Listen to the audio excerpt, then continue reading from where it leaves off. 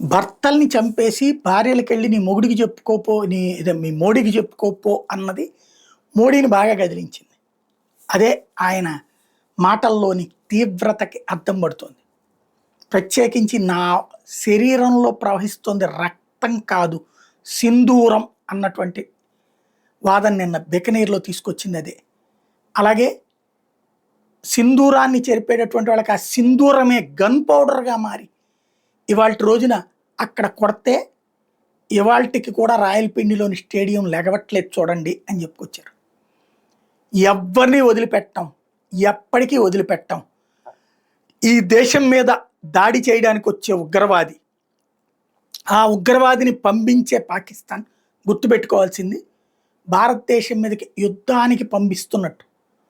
ఉగ్రదాడికి సమాధానం యుద్ధమే. ఉగ్రదాడికి సమాధానం దేశం మీద దాడే. మా దేశంలోకి ఉగ్రవాదులు 10 మంది వచ్చి చేస్తే మీ దేశం మీదకి వచ్చి ఉగ్రవాద దాడి జరుగుతుంది. It is a war. Israel ఫార్ములాలోకి వచ్చేసాం మనం ఇప్పుడు. ఇజ్రాయెల్ ఫార్ములా ఏంటి? పాలస్తీనా హమాస్ వాళ్ళు వచ్చి ఇజ్రాయెల్ ఏదైనా ఘాతుకానికి పాల్పడగానే పాలస్తీనా మీద వరుసపెట్టి దాడులు చేస్తుంది.